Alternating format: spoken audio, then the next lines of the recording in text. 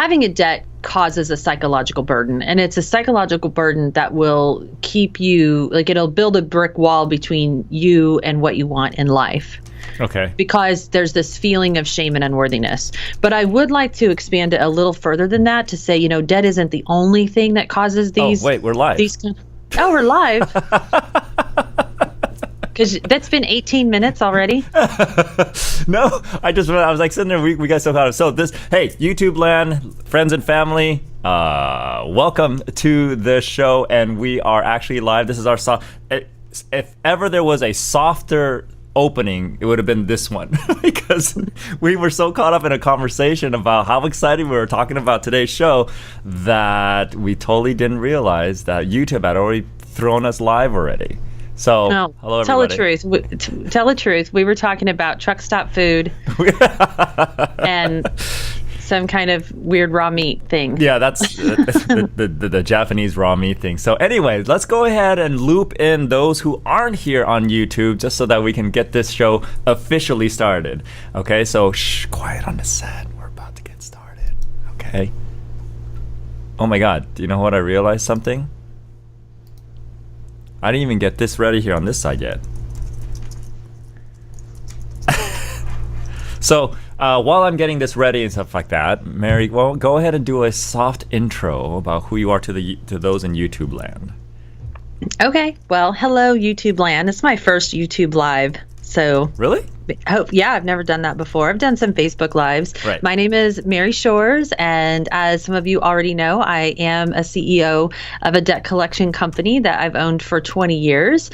I'm also the best-selling author of a book called Conscious Communications, which is all about giving you a step-by-step guide to harnessing the power of your words to change your mind, your choices, and your life. And so I could go over my big resume that I have, and it's super impressive. But the reality is my story, I know, just trust me that it's impressive. But the reality is my story didn't start that way at all. I was actually on my own at 16 years old. So I was definitely out on my own, had zero resources and really very little guidance in life. And I still did manage to get through high school and that good stuff, but became a teen mom with a child that was severely and profoundly brain damaged. Before we get into that, I'm all ready to go. I don't want you to spoil it so that the people who are not watching us on YouTube miss out on this juicy story, because I love this story and I can't wait to hear all the other details, because you never shared the full details of it with me. So, okay, now for real, quiet on the set. Shh. Money makes a world go round. It makes a world go round. All right, welcome to the Money Lab Live Podcast, episode number 90, The Loss and Abandonment Money Story. Makes a world go round. Money makes a world go round. It makes a world go round. Money makes a world go round. Yeah, money make a world go round. It's money make a world go round. All right, welcome back to another live broadcast of the Money Lab Podcast. I am your host, Wei Hong, and I'm your... wait, what is that? What's going on here? Did you catch that? Anyway, this is the podcast where we talk about money, tips, strategies, and interviews with other entrepreneurs like the one we have on today to help you create that ultimate entrepreneurial lifestyle, free of bad money stories, money anxiety, and stress, so that you can monetize your dreams and execute your genius. Now, if you haven't already downloaded our free ebook, From Money Anxiety to Six-Figure Mastery, make sure you go to go.thesixfigureacademy.com and get it there. It's the perfect complement to all the things we discuss on this show, and quite frankly, it could change your life, or so we've been told. Now, if you are joining us live today and you haven't caught the hilarity of the YouTube live, or if you're not on YouTube, make sure you get on Spreaker.com or download the Spreaker app on your mobile device and search for the hashtag or pound for those of you in the previous generation, or sharp if you're from Japan, hashtag The Money Lab, so that you can join us in the chat room, ask questions, and interact with our guests today. Now, while you're there, subscribe so that you don't miss an episode and can catch us every single week. For all other ways to find us, go to thesixfigureacademy.com/radio for all the details. And if there's something you love about what you hear on this episode today, And I'm really excited because this is a show that we talk about things that most people don't want to talk about. So you'll probably get something really cool. And if you hear it and you know it could help somebody that you care about, remember, sharing is caring. Share this show to that person. Now, it's going to be a really cool show today because we get to talk about, like I said, something that most people don't ever want to talk about, but I love it, which is why I'm so excited about having our guest today. And before I introduce our guest, a few things that you want to listen for is to kind of like give you some show points. So if those of you who are watching and taking notes and everything like that, because you know this show offers those kind of gemstones, one of the first things you want to listen for is to understand money.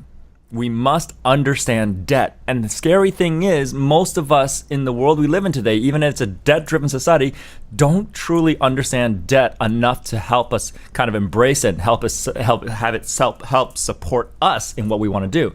The second point I want you to pay attention to is how debt triggers can go beyond just financial challenges. Quite frankly, it can impact your entire life. And then the last thing I wanted to, at least to go for the third point, which is, understanding how the psychological burden of debt becomes like, well, I'm going to make this reference, like the Great Wall of China. Okay, because keeping you from really truly hitting those goals that you want and keep stymieing you over and over again. And we don't even realize it because we've created that wall on an unconscious level. So who's going to be helping us with all that? Our guest today, Mary Shores, 20 years ago, started with an idea and was the first youngest woman entrepreneurs that started her own collection company. Oh no, I say collections. Everyone's like, why is that? But today she is a successful entrepreneur with a multi-million-dollar heart-centered business. Keep that in mind. Whoever thought about a collection company that's a heart-centered business? And she also has a best-selling book called Conscious Communication as a result of the work that she's done there. Think about that for a moment. But she didn't start that way, okay? And what I want to do is, before I just read off this boring little bio for her, I'm going to have her tell her own story straight from her. So, Mary Shores, welcome to the show. Thank you so much for being here. I'm glad to finally have you on.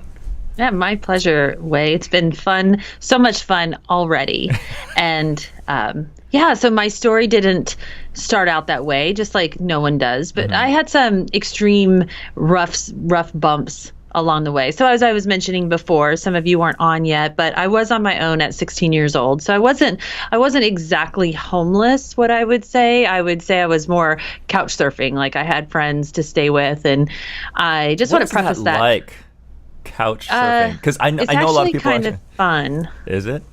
Well, I mean, I guess, probably a lot of it depends on your personality. Right. But I was 16, and so I think that for me, it didn't feel scary as much as it felt like having this taste of freedom. Okay, so it's like backpacking, like from hostel to hostel in Europe or something like that. Yeah, just like that. Well, except for, so I paint this picture. I was a senior in high school. Okay. And so I was still, getting up, going to school every day. I always make this joke, like, I feel like the only reason I graduated high school is because they were very happy to have me not coming back anymore. I was get out already. Get out. Yeah, we're happy for you now. It's go. Okay. So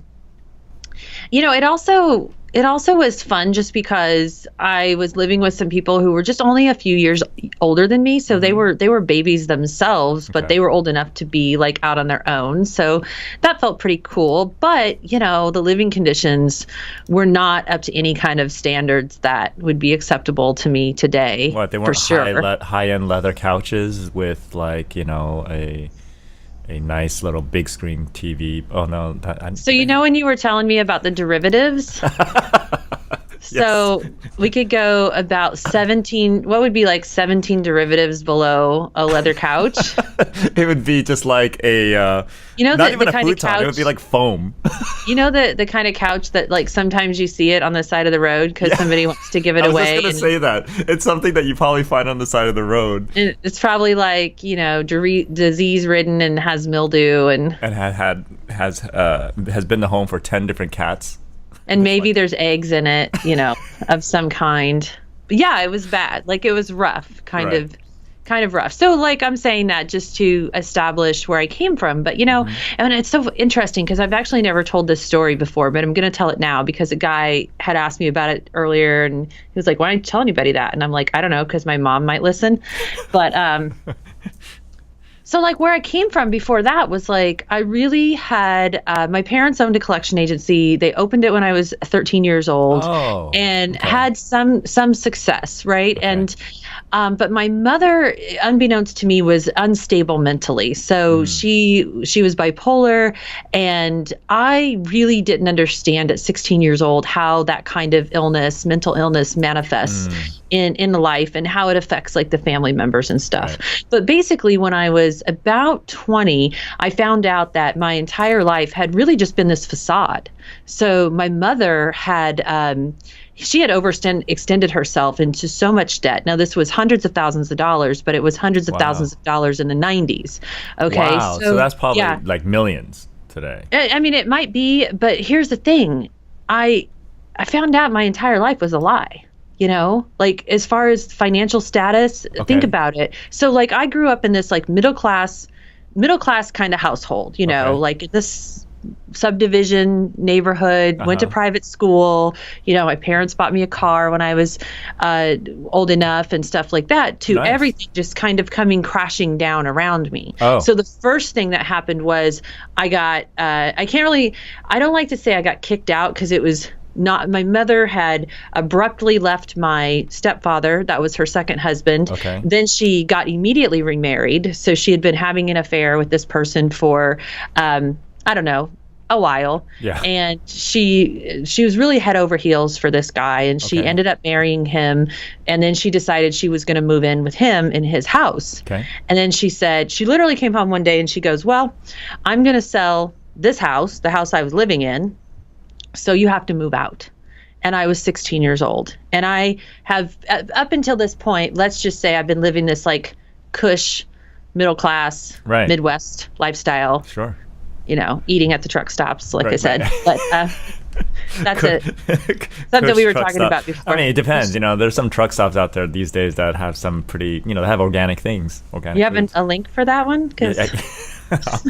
I'll find it. Okay.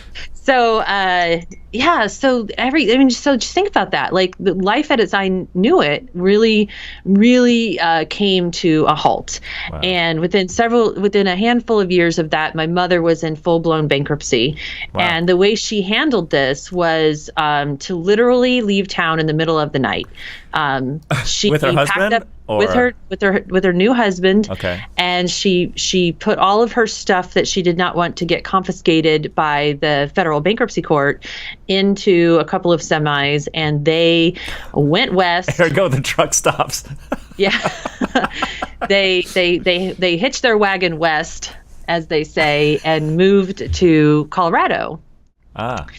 And this was bad. I mean, my mother was in so much trouble. We're talking big gambling debts. She was in gambling.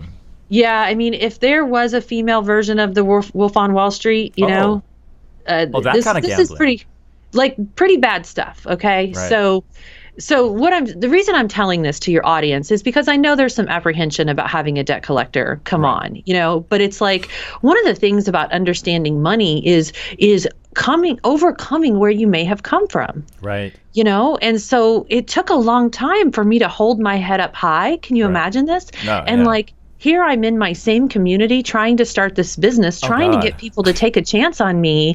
And people know. I mean, I'm from a small town. Right. And I did move one small town over, but, it's a different truck stop. Yeah. But people know stuff. You know what I mean? And like looking back on that now, it's part of my journey to be able to, how many times do we feel shame for maybe not even our own situation that we created, but something with our parents. Right. And then what I was alluding to, so also one of the things that happened to me in those very early years is that I became a teen mom, and at 19, very proud of that. And the thing is, like, when my daughter was born, I mean, and I know it sounds terrible to become a teen mom, and it happens all the time, but it's not like what I thought was going to happen to me. You know what I mean? I wasn't that kind of girl. I didn't feel like that was something that was in my future. Right. But it happened, right? And when she was born, there was an accident when I was in labor that caused her to have lack of oxygen to the brain for over 5 minutes. Oh. And so when she was born, it was profound and severe brain damage. And what that looks like is that 5 minutes lack of oxygen. That's it. She was like what we would consider a vegetable. So she was blind, she was deaf, she was unable, she didn't have like reflexes, so she couldn't swallow. So she had a gastrostomy tube inserted into her stomach surgically. Right. And so, but you know, you're seeing me now, 45 years old, a competent businesswoman. But when I was 19, I mean, I had probably barely changed a Band-Aid at this point in life, you know, and here I'm trying to, she was in like an intensive neonatal unit for a month and on full life support. I mean, full everything, incubated, all the stuff. Right. And she was transferred out of there. And then we basically lived in and out of the Children's Hospital in Indianapolis for the next year and a half. Right. Now, do you think, so my family at this point is losing everything. Right. I have nothing. Right. When you have a child with this level of a disability that's born and you're a teen mom, it's an automatic welfare situation. So I'm coming to you, you know, I'm a debt collector, but I was on welfare, you know, and that's not something I've ever said before on a show, but it's the truth. And even actually, I just told my own children the other day, like, hey, I used to have food stamps, you know, that's a real thing. And it wasn't a card back then. It was like paper food stamps. Right. That you tear off and you give to people or something like that, right? Yes, absolutely. And, you know, so to overcome that, and then, you know, she passed away when I was 20. She was born when I was 19, passed away when I was 20. But to turn around and 4 years later open a debt collection company, it sounds a little crazy. A little bit, doesn't it? Anybody who's an entrepreneur starts off crazy. That's what I say. I mean, it just seemed like such a good fit for me. Wait a minute, I'm pretty crazy. Let me start a business. So I'll tell you why. And here's what any entrepreneur needs to hear. Sometimes you get that little sniff of an opportunity. And I know you know exactly what I'm talking about because I remember how many businesses you told me you started when we talked a few weeks ago. And I was like, oh my gosh. I'm always sniffing. You're always, right? I smell something right now. You know that feeling then that I'm talking about when you feel that little opening and your mind just automatically starts making a plan. Yeah. Right. Yeah. And that's what was happening to me. And of course, I was 24. I didn't understand that. Yeah. Right. And it was just like, so this was the tail end. My mom, you know, she was getting ready to leave town in the middle of the night. Right. And she had somehow talked me into working for her company for free for a while because, see, there was two stories going on. Okay. One was she was telling me she was grooming me to take over this business. And then the real story was... She's grooming you to take the fall? Okay, sad but true. What? Right? Yeah. I mean, not necessarily the fall, but how did you title the show today? Money and Abandonment? Loss and Abandonment. How perfect could that be? So what she did... I wasn't legally responsible for anything because I wasn't, you know. Your name wasn't on anything or anything like that, right? No. But did she leave me there holding the bag publicly, like in the court of public opinion? Absolutely she did, right? Yeah. And then she left town. And not only did she leave town, but in a lot of instances, she was stealing money from people because she was collecting money and she was putting it in her pocket. So what I did was in that time when I was doing some work for her, I had started to establish some relationships, and I reached out to some of the clients that I felt like I had, they at least liked me, you know, and says, well, we like you.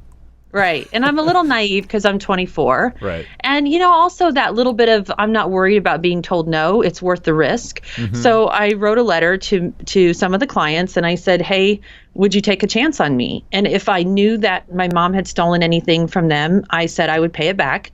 And I had enough of them say yes, like 10. And so That's I had actually a lot to start with. Yeah, I've but started she many had businesses thousands. with nothing.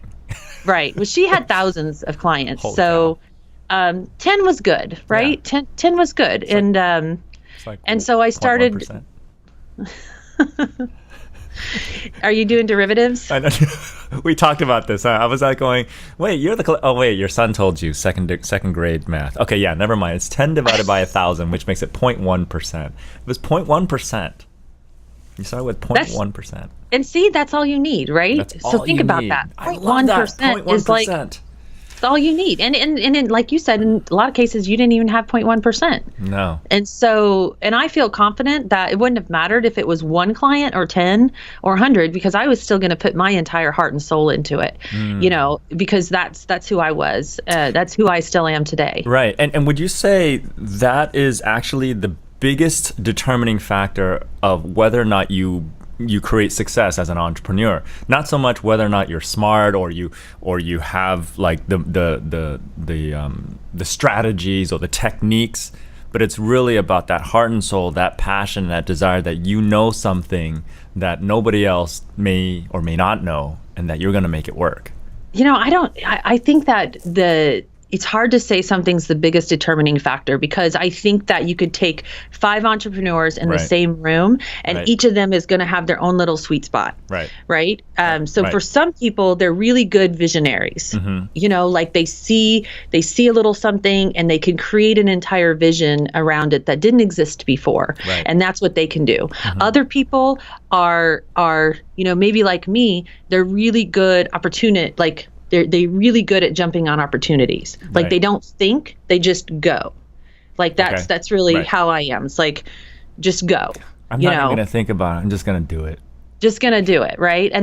But then you've got maybe other people who are very innovative, and they're able to take something and innovate it in such a way, like Mark Zuckerberg. Right. That was very innovative. Yeah, he wasn't actually built to be like an entrepreneur. He just wanted to be cool. So as far as I understand, he doesn't even really care all that much about money. No, I think he has like less than 1% of Facebook, or 1%, something, whatever, like that, something ridiculous. But, and he kind of did what he did, and he's innovative.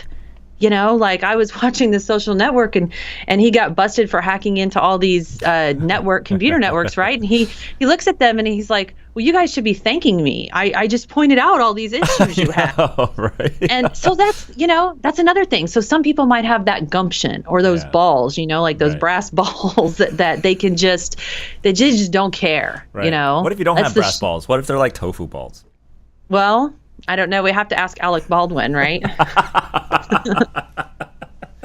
See what he thinks. I don't know if he would hold up the tofu balls and. Oh boy, Coffee is for closers. I don't even know the context around that, but I have a feeling. Okay, I'll send you the YouTube video. You never saw Glenn Ross? Oh yeah. Okay. Like what? Okay, so the question, like, I don't know, what is the one thing for everybody? It could be different, but you only need, just like you only need 0.1%, you only need one of those things. One of those things, and then you know what? If whatever I was doing with those 10 clients didn't work out, I don't know what I'd be doing now, but it'd probably be something. Right. And I think that, that's part of so just understanding that origin story. Like here is this. Like a superhero origin story. Very girl at the, yeah. We could talk about superheroes. I have a twist on that. What superhero would you be then? So Selector actually, girl?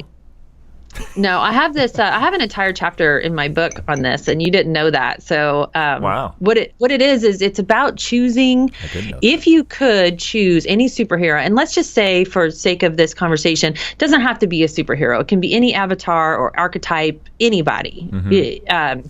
Who would that be? And so for me, it's a cross between Jessica Rabbit and Scarlett O'Hara.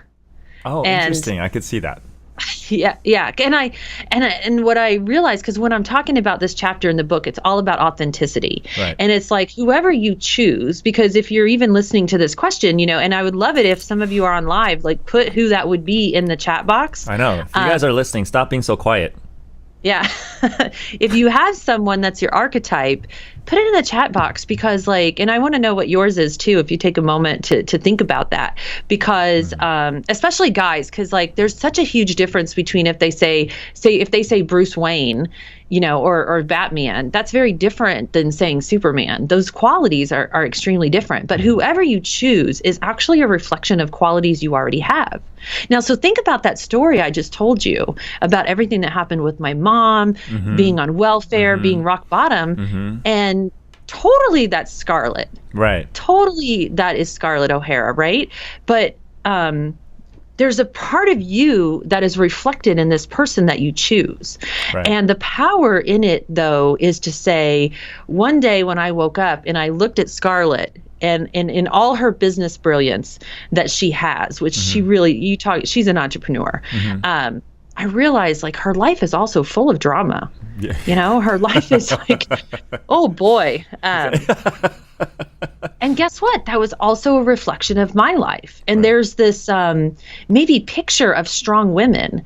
And I kind of started to reject the whole archetype of being a strong woman, because it implies that life is a fight and a struggle, that you have to fight your way through.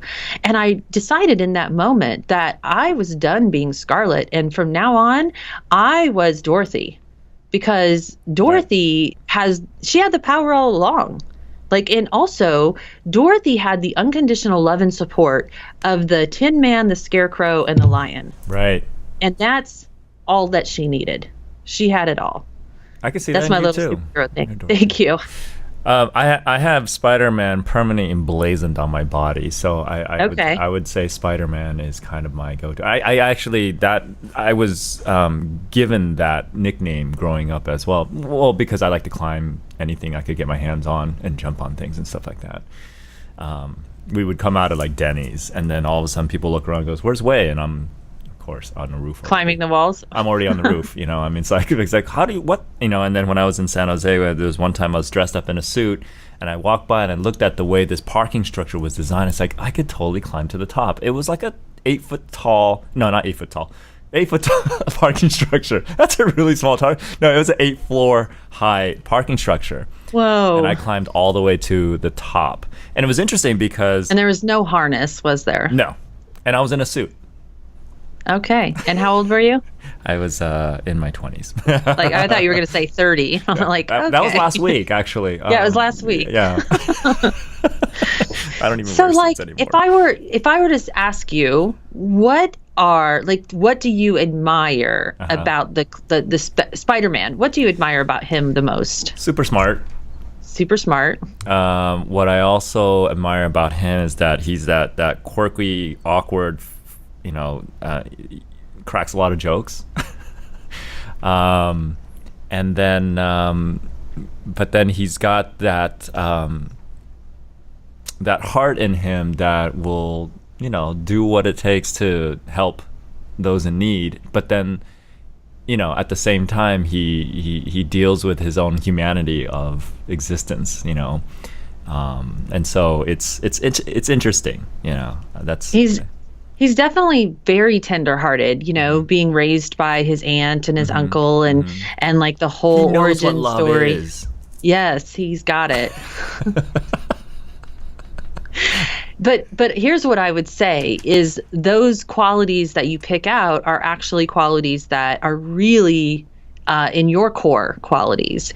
And a lot of times we don't understand these qualities that we have. So like my growing up, I was always Scarlett. I was always this business brilliant person, but I wasn't really taught to cultivate that. You know, I wasn't taught to even own it, like embrace it and own it, right? So the whole point of this exercise is, you know, authenticity is getting big, and I'm so glad that it is, because it's so important. But part of that authenticity is owning our own power.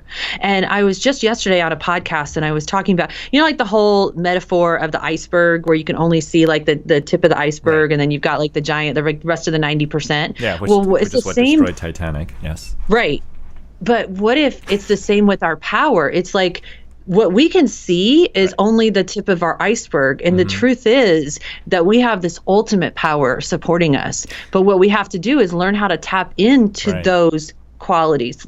Learn, that super smart, that tender heart, all of those things, because that is at your core who you are. And I had a very good friend when I was actually writing this chapter and I use the analogy of like Tawanda in the movie Fried Green Tomatoes, because it's like the Kathy Beatty character and she turns into Tawanda and, she just starts doing all kinds of crazy stuff. But here's the thing. My buddy called me, and he called me one morning and he said, Mary, I'm so excited. I finally put Braveheart in charge. And I knew exactly what he was talking about, right? Because and he's just telling me like how much power he feels and how powerful like everything is going in his life going right because he finally put Braveheart in charge. What do I look like when I put Dorothy in charge? Right. Now I wonder, you talk about how like there's a tip of the iceberg and then there's everything underneath that is our ultimate power. Would you say it's possible in one lifetime anyway to be able to tap into all of that power, that ultimate power? That's a really philosophical question. Or is it it's like a bottomless abyss of just constant, as you continue to grow, your power grows. And the more you embrace your power, the bigger it continues. It's not a, finite amount. So, I think it's definitely possible. Now, do I think it's probable for all of us like to get into that level of power? The name that comes into my mind is Paramahansa Yogananda. I think he was pretty powerful, like on the level of almost a sorcerer, but I think, if you're an ascended master, then sure. But I mean, that's a lifetime of commitment in terms of just kind of like doing one thing. Absolutely. Day in, day but if that hidden power is behind us all the time, I think that what is hopefully coming into the world soon is a way that we are tapping into it from birth. The way that we are tapping into that infinite intelligence that we have inside of every cell in our body, but that from birth, we're taught how to use it and cultivate it. And I think maybe that's part of why I gravitate towards Paramahansa Yogananda, because I know that he was being educated from maybe 14 or so. Like the Dalai Lama. You're like kind of born into it, and that's all you do all your life. And if we're all we are so way off topic right now. That's okay. That's the nature of the show. That's why I love doing this. It's my show. I don't care. It's my party. I'll cry if I want to. Well, I love talking about the Dalai Lama and Paramahansa Yogananda and amazing superheroes. But yeah, if you think about like what would happen if you put that aspect of your personality in charge. What would happen if you put that aspect of your personality in charge for 3 days? What would happen if you put that person in charge for 45 days? How would you make decisions differently in your life? And so when I was 24 years old and I'm going through all this, seeing this opportunity, but also finding out my entire life was a lie, that in partly was my scarlet moment. Well, I mean, and it's all relevant. We're actually not as off topic as we might think, because here's what happens is I think what you've demonstrated, what you've described here is what almost everybody goes through on some level. Now, it may not be as cathartic as what you went through. It might not be as big, but to some degree, I think everybody lives the initial part of their life living a lie of some sort. And so when we finally do wake up and we start to discern what's truth and what's not, what is us and what's not, I think that's what you've basically been kind of describing here, is that when we wake up to our true self and we recognize the lie that we bought into, that is not ourself. That's when amazing things start to happen. That's when we have a complete turnaround for what you grew up with, which is nothing compared to the success that you've created to date in that short period of time, right? It's just one switch, flip a switch. It's like, you know what? I'm going to be going this way now. Yeah. And actually not being aware of any of it at the time. Right. So you get the full experience. It's called immersion. When I was 24 years old, when people start their businesses, I think a lot of times it's like this big empowerment story. And for me, it was completely the opposite. I was completely in a disempowered state of being at that time. I mean, I was And I think this is important to understand because somehow something inside of me started with that idea. You know, when we say 20 years ago, she started with an idea, and it was that I wanted to do collections different. But what if I hadn't had that daughter? What if I hadn't been on welfare? What if I hadn't watched my family lose everything? You know, maybe on some spectrum of reality and in the vastness of the universe, I needed to go through those. I needed to witness. Right. This chain of events to become the person that I have become, because now my mission is, you know, I'll talk about the way I do collections and all that, but that I want to change the paradigm of how we discuss debt in this country, because like you said in the opening, we cannot fully understand money without understanding debt. Right. Period. Yeah, and I think it's interesting that you point that out. Is that everybody, and that's why I love how hearing stories about what people went through. Everybody has their own unique story because everybody is uniquely different. And what works, so the same path that you walk down, if I took somebody else and said, well, and this is the problem with gurus of the world, they encourage people to model their path, but that path only works for them. There's only one key. If you think of a path in life that we walk through to create success, there's only one key, and you can't duplicate that key because it won't work, right? And that's a very good point. So how then do we distinguish that? Then how then do we get people to say, well, you know, instead of giving them another excuse to say, well, that works for her, but doesn't work for me. What then do we do to kind of inspire them to say, kind of embrace the fact that they should be open to not running the same story or continuing the lie, so to speak, and take a different step in the direction? I think, you know, and I don't know. I don't know enough about your work to know if you'll agree with me or not agree with me on this, and it doesn't even matter. Or not. If we yeah, it doesn't matter because a lot of people are going to disagree with me on this. But when I was very young, and I remember like running my agency, you know, doing the whole debt collections bit. I still do that now, by the way, so that's not past tense. I still have this business now, and I'm very proud of it. But I remember thinking to myself, you know, money is like a made up thing. It's not corn or potatoes. It's not, you know, it's not even a commodity. It's just paper that we made up. And it's like we're playing this game with this money. And some people are really good at playing the game and other people aren't. But the way that we run our lives around the money was really fascinating to me when I was young. And so I think that, and I don't have a strategic plan about how to solve this and this problem, but what I'd love to see a good first step be is to reframe the shame and unworthiness that comes with our money situation or comes with our money story. It's like, if in this lifetime I could just change that, that would be a great first step. Cool. So I love that. That's a perfect segue into what it is that you do and what you've learned in the years and 20 years that you've been doing this work is that you probably noticed that almost every debt is kind of a reflection of what that person has gone through in life.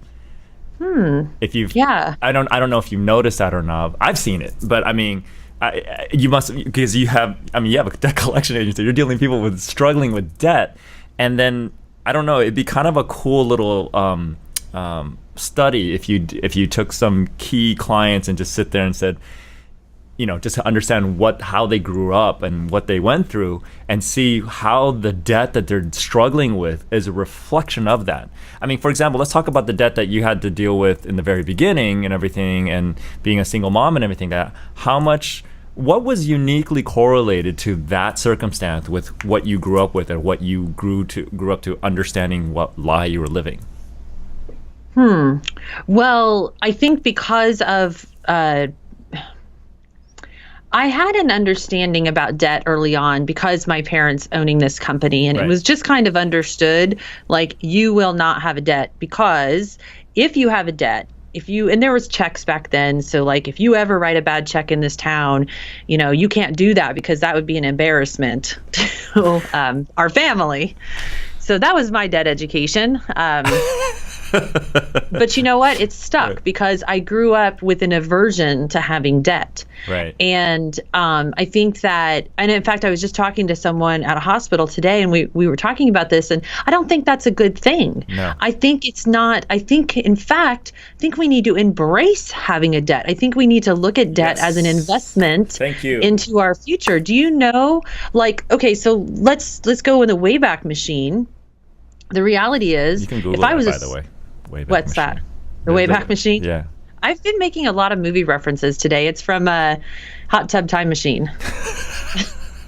Lots of. I thought you were going to talk about a profound, very, documentary This is what type of movie. happens. This is what happens when you spend 4 days off, like because of Thanksgiving. I already told you how much I was eating.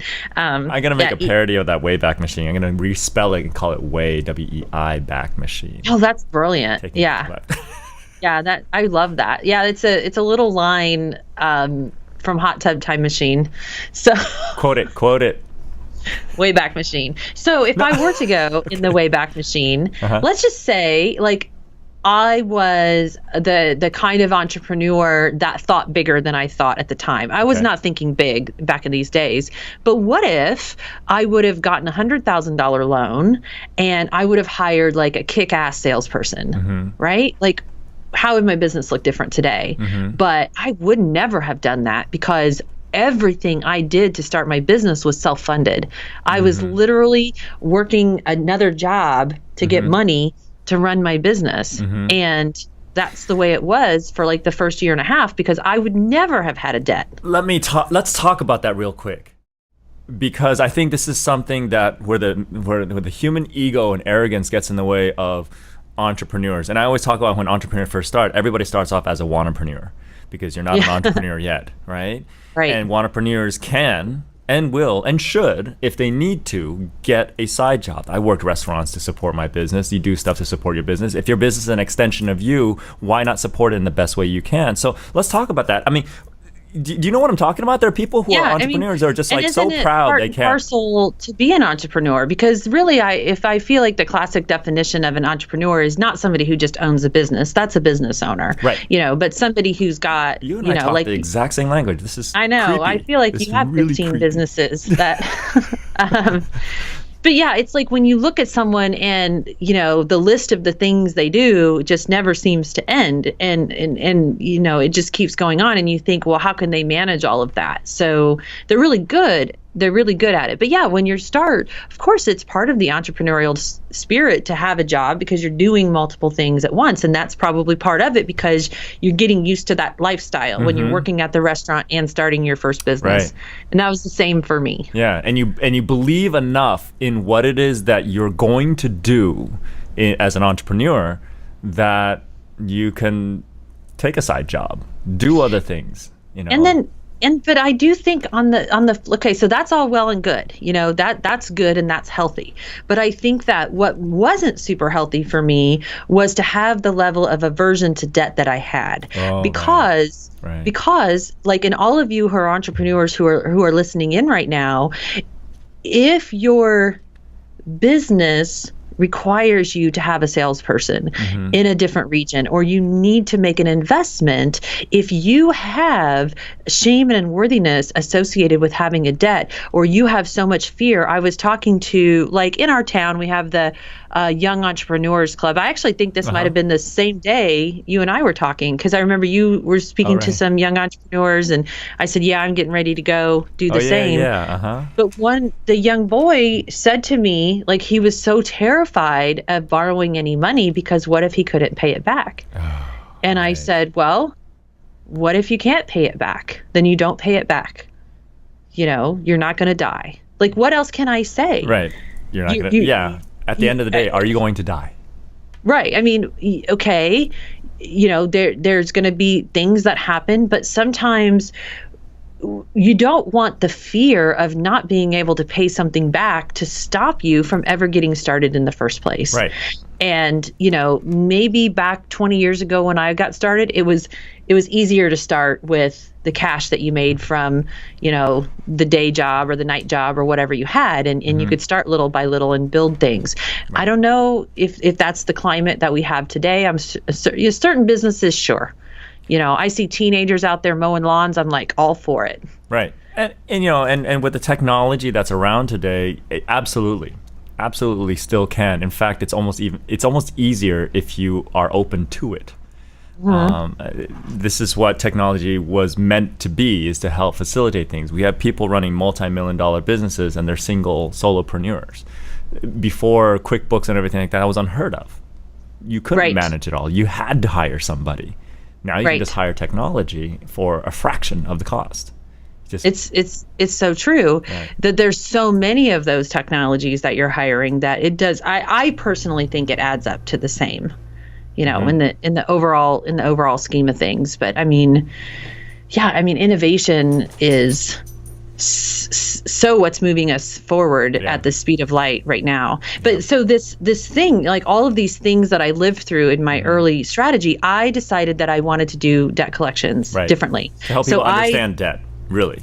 More than is that the bigger mission? Or? I thought, this is my original idea. Okay. I thought I'm going to sell people on the idea of paying a debt, because the job I had, my side job, I was a telemarketer, and I was really good at it. I'm very proud. Boiler room, yes. I was always a top salesperson in every telemarketing job. So. Look at that. How could we have more in common? So yeah, I was too, and I really loved it. I loved being a telemarketer. I literally remember one time I worked 22 hours out of 24 hours just because I was having so much fun. I like seeing my name on the top of that list of high producers. We had chalkboards, we didn't have anything fancy. We had chalkboards, but there was a spirit of healthy competition, right? And you learned positive things, and you're a linguist now, NLP, right? So that's totally, I could see telemarketing leading right into that, because that's what I do too. Is I work with words. That's what conscious communications is about. That's what the communication code is all about. Is awakening the power of words. And I learned as a telemarketer, it was literally the way I said the words that was going to determine whether I was going to get the sale or not. There was no other determining factor, other than the fact that I would probably dial the phone more than other people. But when they answered the call, I knew how to talk to them. And so I thought, all right, sales, that's what I'm going to do. I'm going to sell, I'm going to educate people about their debt, and they're going to learn about their credit report, and they're going to pay me because it's the right thing to do. Right. And that was an epic failure. Very big failure. My little 24-year-old heart dreams crushed. You know why it was a failure is because humans are wired to what's called negativity bias. And negativity bias basically means we have a stronger reaction to negative stimuli than we do to positive stimuli. It's a fight or flight thing. It's in our genes, it's our DNA. It is definitely a survival instinct. If you will have a stronger reaction to losing $100 than you would to finding $100. So basically that's the easiest way for me to explain it to people. Right. And also there's another, so there's this negativity bias, which meant that the other collectors who were doing the stereotypical mean and nasty shtick, they were beating me every time. I was being the nice guy. I was using sales. That was good, and it was coming from a good place, but it was failing. And the other reason it failed is because it didn't address the real issue. And the real issue is the shame and the unworthiness that people feel just by having a debt. It's that psychological burden that if someone has a debt, they are less likely to apply for a mortgage. They're less likely to apply for the same jobs. And they're even less likely to date the same person because they will feel unworthy. And when you feel unworthy at your core, so it's not even just about debt. We have all kinds of unworthiness triggers, but this was the one that I was working on. So would you say unworthiness is one of the most popular reasons for people to hold on or to continue to have debt in their lives, or have this aversion to debt in their life? I think we go back to those derivatives, and at some level you're peeling back layers and layers and layers, but you're not aware of the unworthiness. We don't walk around with a sign on our head that's like, I'm feeling unworthy today. I do. I know about you.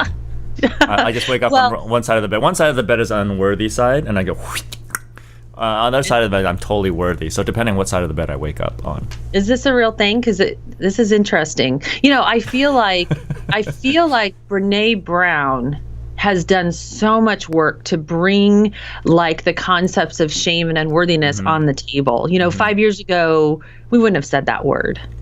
It's too shameful to say because nobody wants to own it. No one, but I don't even know that we taboo. It's like taboo. Yeah, I don't know that we understood it. No. And partly because we're living in like the positive psychology culture, and I could unpack that. It would be a whole nother show. But here's the point: when I learned to address that level, when I learned that to address people at the wound and treat them in a way that validated what they were going through instead of shaming them, that's when everything changed. And that's when I started to create the beginnings of the communication code that also became the framework in the book Conscious Communications. But more importantly, I created this communication strategy that was based on neurology, psychology, and neurochemistry. I believe this is probably why you and I hit it off so much, because it's so similar with NLP. But the honest truth is I've never even taken an NLP course. Well, most people who are good communicators, 80% of their language patterns are NLP anyway. And NLP is just a model. It's just a philosophy of communication. A lot of people try to use it as a tool. But yeah, I mean, what you'll do is you'll learn like most of what you already do is NLP. Is neurolinguistically optimized. It's an communication optimization tool. It's not a tool used to like fix things or whatever the case may be. That's the dark side of NLP. The NLP really is a lifestyle philosophy. Once you learn it, you can't unlearn it. It's just a philosophy of optimal communication, which you're already doing. So, yeah, absolutely. So I went into this like studying these words and learning what words were triggering people into a fight or flight situation, and what words were more on the other side of healing people and making a connection with them. Right. And what I realized is that I actually changed my goal of the entire company, and I went to my staff, and honestly, I thought this was the beginning of the end. I remember going to my staff and I said, okay, your job is no longer to collect the money. I said, your only job is for the person to be happier at the end of the phone call than they were at the beginning. Wow. That's it. And I don't know what. This is a collection agency? This is a real story. This is a collection this agency? This really happened. Yeah. For those of you who have been listening, even if you're hearing it after the fact that it's live, listen very closely on why, and this is exactly why I invited Mary to be on the show, is her philosophy that she took the time to educate her internal staff about their vision and their intention as a collection agency. Okay, so go on. I didn't mean to. Well, and it's kind of funny because, when we talked about the whole entrepreneurial thing and I saw opportunity, I didn't have a plan after that. It was just kind of like, okay, so your job is the phone rings. And I tell this story in the book, but I literally looked at the phone and I said, I want the next person who calls to be happier at the end of the call than they were at the beginning. And I didn't know how I was going to do it. I had no clue how I was going to make that happen. But, that became my new North Star. And like I said, I started to study words. I started to write scripts. I started to, was really having fun with it. Yeah. And I started to eliminate words. And that really seemed to be the breaking point. So we eliminated words like unfortunately. We eliminated no and can't and won't, and we eliminated all threats. There's no need to threat. There really isn't. Yeah. I was like, we're not going to threaten people. What we need to do is tell them what their options are and let them choose for themselves. Right. And then the business really became like, I want to put our resources into those people who want to pay, because the people who don't want to pay and they're running, that's a wasted energy. So the result was within a year of just starting this, I didn't even have the whole system fleshed out yet. Our revenue went up 34%. Wow. Now, anyone in any business knows that's a good huge number. Yeah. Yeah. And it wasn't like it was cash cow economy at the time either. Right. So had 34% growth. Everything I was really super proud of that. And As you should of be. course, yeah, and also, but there was other benefits to it too. So when we fleshed out the entire system and it became the code, and I had codified this entire communication strategy and how we're reacting in our brains and our body, and how do we create deep connections, and then my staff started to change. So my staff started to become more empowered, because those people as individuals, when your staff knows what to say, they know when to say it, and they know how to say it, they become empowered, and they don't need to push the little help button anymore. Right. Say like, I need the supervisor to come and help me, because they're empowered on their own. And then the deeper part of that is when people are empowered, I'm going to go a little metaphysical on us, but when people are creating or they're manifesting from a state of empowerment, everything shows up in life stronger, faster, better, longer lasting, and most importantly, it has a bigger ripple effect or impact in the world. Well, I think you've that's also where the real magic happened. I know. Well, I think it's also because of the environment that you've cultivated there, which is, despite they're empowered of knowing what to say and how to say it, but remember that you've already had them setting the intention of wanting to create happiness, where they want to be happier at the end of the call. And if they're focused on that, you can't help but operate in an empowered way. I mean, if you're focusing on helping them, not yourself, helping them become happier, that alone shifts the frequency, shifts the energy, right? And I didn't know any of that, back then. And remember, I'm Scarlett, so I'm not sitting here pretending to be Mary Poppins, right? I'm Scarlett, so I was still kind of that cutthroat businessy person, But on the other hand, I don't know why I did this. It was just something inside of me. So, it was meant to be. That's definitely what I do know. And then it very quickly became something that was no longer about collections. Right. So we were going out teaching this in hospitals and clinics, at IT companies. Like, we're just teaching this as a communication strategy for business. It really, at this point, and I always say, like, I learned this in the laboratory of my collection agency, it's but like in it the applies trenches, in the battlefield, pretty much. But it applies across the board, right? Everywhere. So here's another thing that happened. So I told you about my staff becoming empowered. So then, even just maybe about 6 months ago, my office manager came to me and she said, Mary, I want you to know that I've gotten off of all of my prescription medications. So, and she knew why. She said, so there was like the communication strategy, right? But she taught that to her children. So she's got 2 young children. So she went and she taught it to her children. But then that communication strategy became the framework that developed into the Conscious Communications book, which is a personal development strategy. Right. Not even a strategy, but more like, what personal development books are. There's a million of them. But I don't know what you're talking about. Never read any.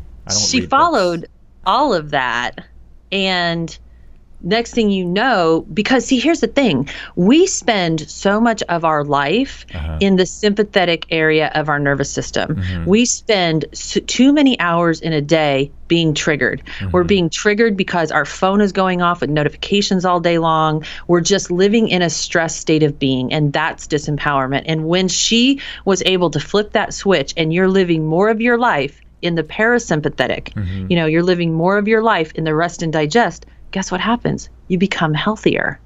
You become a healthier person. And like, I was floored when she was able to get off, like, and I can't pretend to know what all kinds of medications she was on, but it was like at least 3 things.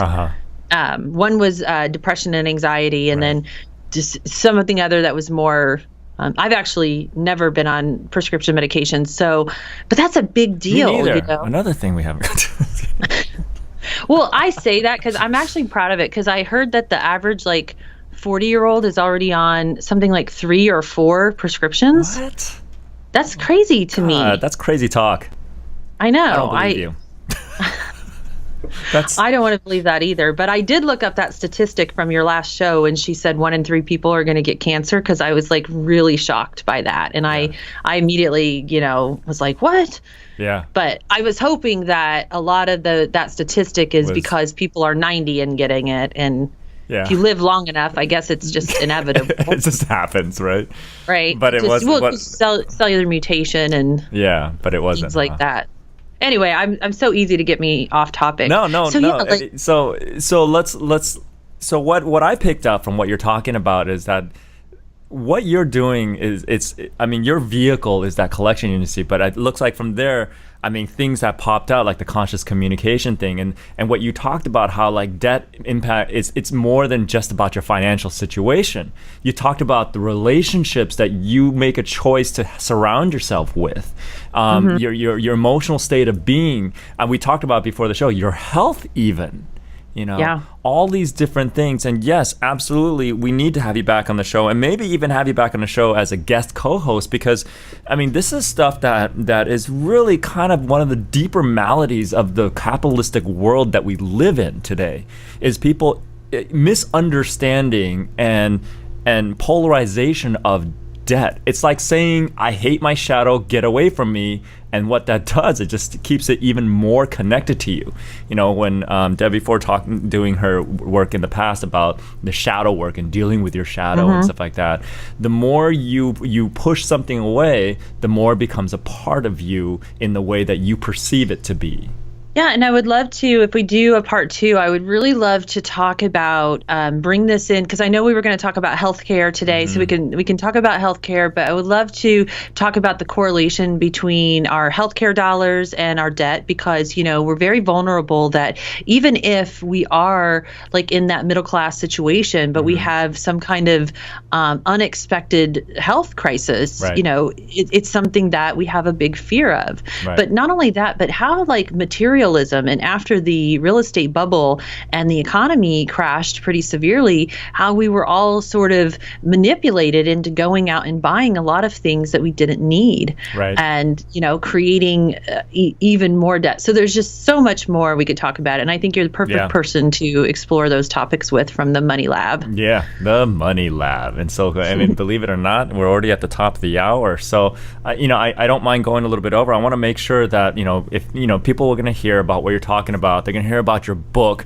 and there's so many things that they're like, oh my God, I need to connect with this person, because shoot, I'm listening to this, and I want to work in your collection agency now. It's like, forget it, I'm going to drop everything else I'm doing just to work there, because it's so cool. It'd be just like your telemarketing days. I know, yay. I will be your top salesperson, dang it. No. So there's something that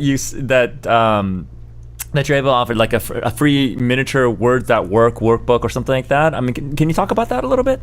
Yeah, and we didn't go into the rules and the steps of the communication code, which is the workbook that you're talking about. Okay. So what if you want to know a little bit more? Or you're curious about what the strategy is? There is a free download. It's a mini workbook. It's basically when I go out and teach workshops. If I'm doing a little keynote speech for about an hour, I'll give them this workbook so that they can take notes in it and follow along. And, I love, if you're interested at all, if you connect with me on LinkedIn, because I do from time to time offer up a free webinar where I'll teach you the communication strategy. And I'm just telling you that this communication strategy, not only will it transform your own personal communication, if you own a business today, there are 2 things that people are going to buy on. And I know there's a lot of philosophy about branding and emotions and all of that, but basically, like, it boils down to this.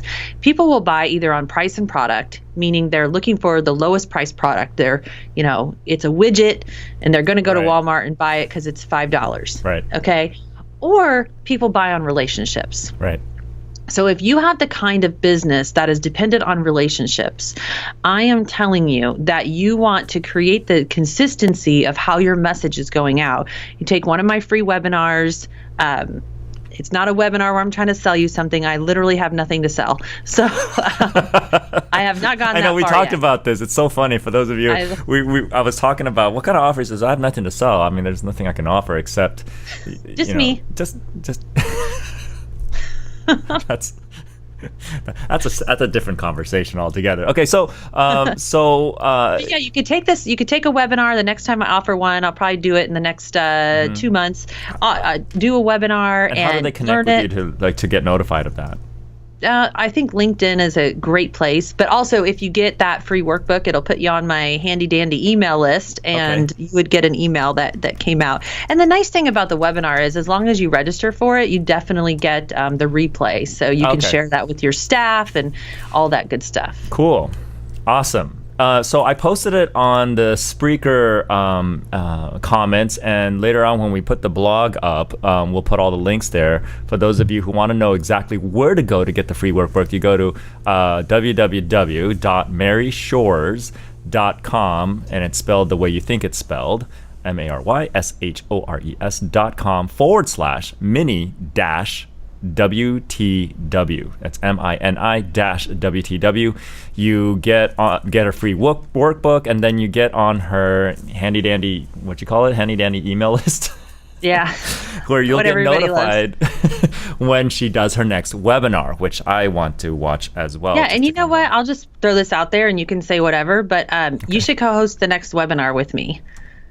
Because I'm doing this new thing where I'm doing, instead of just like one webinar with like me hosting it and doing all the work, I think it's really fun to host it with a podcaster, because then you get a little bit of interaction, and it'd be really fun. That'd be fun. It'd be really fun. Yeah, I mean, I know this, we're not having that much fun, but we'll make it better.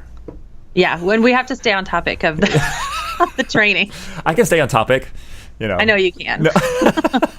All right. Well, cool. Well, awesome. So for those of you who want to connect, definitely go there. Go to maryshores.com/mini.wtw. Definitely connect with her. There's so much that, I mean, if you have been listening, then you already probably recognize there's more than meets the eye from someone who's just a collection agency owner. And there's so much color in her experience and past and what she brings to the table. So, and I don't think she holds back in terms of people who want to reach out and just connect. So definitely reach out. And then I think we're gonna have you come on again, and maybe even have you co-host, because I think the dynamic of what you bring to the table and and we speak a lot of the same language, so I don't think we're gonna conflict. And even if we did, it'd be kind of fun to listen to anyway. With other people who deal with money issues or money challenges, or even just like maybe another debt-driven type of business. Who knows?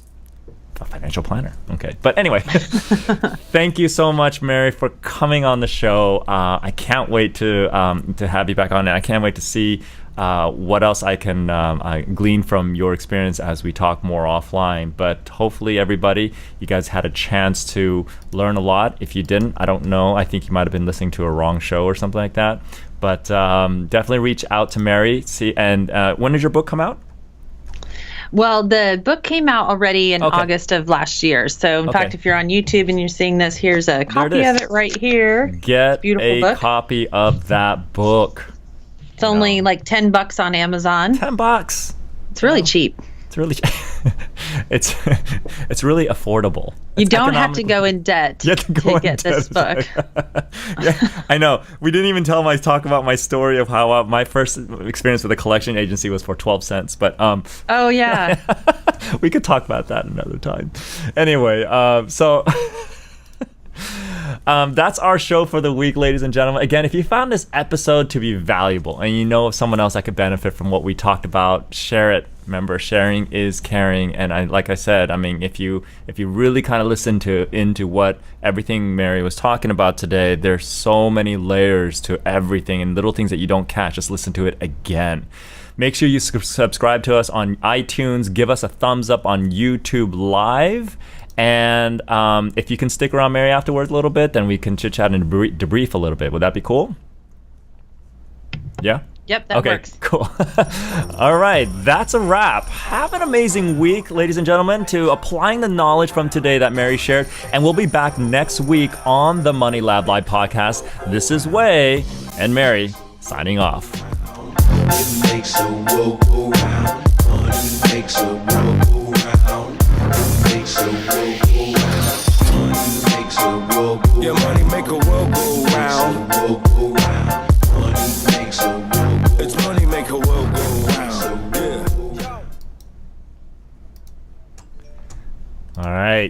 So everybody else in YouTube land, this is now our soft exit. Thank you again so much for dealing with our fun foibles in the beginning. And here we are. So see you, everybody. We'll see you guys next week. Say bye, Mary. Bye-bye.